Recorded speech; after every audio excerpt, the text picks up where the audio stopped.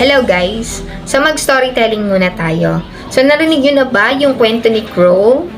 So si Crow kasi nakita siya ng isang monghe. At tinanong siya bakit siya malungkot. So ang sagot naman ni Crow, malungkot po ako kasi ayoko po ng kulay ko, itim na itim ako, walang gustong maging alaga ako, at wala pong nagbibigay sa akin ng pagkain. Hirap na hirap po kung humanap ng pagkain kung saan-saan. So, ang sabi naman ni monghe, kung bibigyan kita ng pagkakataon, ano yung gusto mong maging?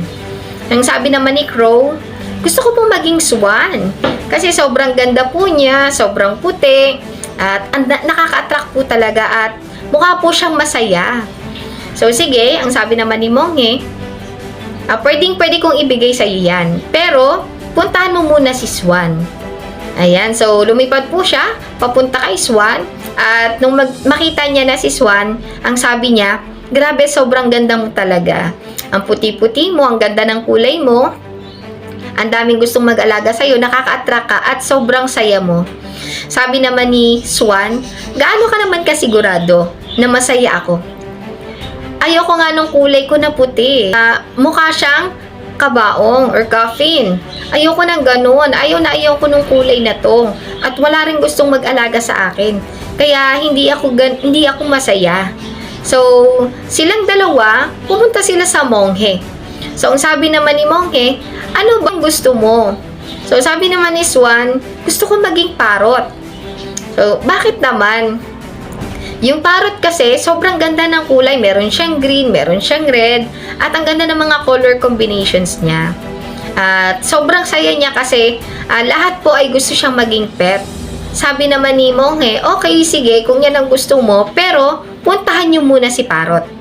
So, nung pinuntahan po nila si parrot, hindi nila kaagad makita. Ang tagal pa po nilang makahanap ng isang parrot. So, nung makakita po sila, sabi naman nila kay parrot, grabe, sobrang ganda mo. Ang ganda ng kulay mo at ang saya-saya mong tignan kasi, 'di ba, gusto nilang maging pet yung katulad mo. So, ang sabi naman ni parrot, gaano naman kayo kasigurado na masaya ako? Kasi halos hindi niyo nga ako makita eh. Dahil kakulay ko yung mga dahon dito sa forest. At ang sabi pa ni parrot, hindi rin naman ako gusto ng lahat na maging alaga. Sabi naman ni Swan, bakit? Ano ba yung gusto mo?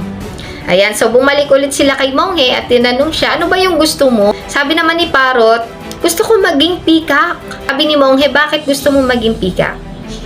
Dahil sobrang ganda po ng kulay niya, yung buntot niya, ang laki-laki, at pag sumasayaw siya, sumasayaw din yung mga taong nakakita sa kanya. At gustong-gusto siyang maging pet ng mga tao.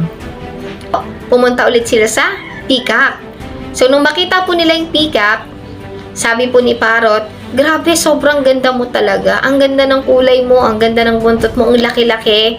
At lahat sila na-attract sa'yo at sobrang ganda mo talaga. At lahat gusto ka maging alaga. Sabi naman ni peacock, gaano naman kayo kasigurado na masaya ako?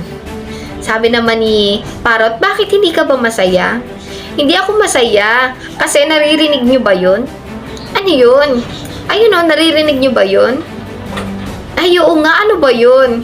Sabi niya, yun yung mga hunter na pag nakita nila ako, pwede nila akong mapatay at ang gagawin nila sa akin, ibebenta nila yung feathers ko sa buong mundo, sa market, na sobrang sakit nun. Maraming gustong mag-alaga sa'yo para pagkakitaan ka. Sabi ni parrot, ano ba yung gusto mo? So, pumunta ulit sila sa monghe at tinanong siya ng monghe, ano ba yung gusto mo? So, ang sabi naman ni peacock, ang pinakagusto ko po ay maging crow. Bakit naman crow? Kasi actually, yung crow ay malaya siya. Kaya nakakalibot siya kung saan-saan. Maraming may ayaw sa kanya. So, nakakagalaw siya mag-isa. Nakatikim ka na ba? Or nakakita ka na ba ng chicken burger? Opo, nakakita na. Nakakita ka na ba ng chicken sandwich? Opo. May nakita ka na bang crow burger? Wala pa. May nakita ka na bang crow sandwich? Wala pa. At nakita mo ba? Or meron na bang nangyari na binenta yung feathers mo sa market all over the world? Sabi naman ni crow, wala pa. So, kaya ang gusto ko po monghe is maging crow. Para naman maging malaya ako. At makapunta ako kung saan-saan at makakain ako ng kung ano yung gusto ko. So, ano lang po ba yung lesson ng kwento na ito? Don't compare yourself to others. Kasi, minsan, hindi natin alam kung ano yung pinagdadaanan nila. Gusto man natin yung sitwasyon niya, pero baka siya, hindi niya gusto yung sitwasyon na meron siya ngayon. Akala lang natin masaya siya. Akala natin kaya niya, pero kinakaya niya lang pala at ginugusto niya lang yung sitwasyon na yon dahil wala po siyang choice. So, ang Lord po, binigyan tayo ng unique na characteristics na kailangan po lang natin tanggapin at i-develop pa dahil nung meron sila, meron din tayo. Kailangan lang po nating aralin. So, yun lang po. Be yourself lang. So, thank you and God bless.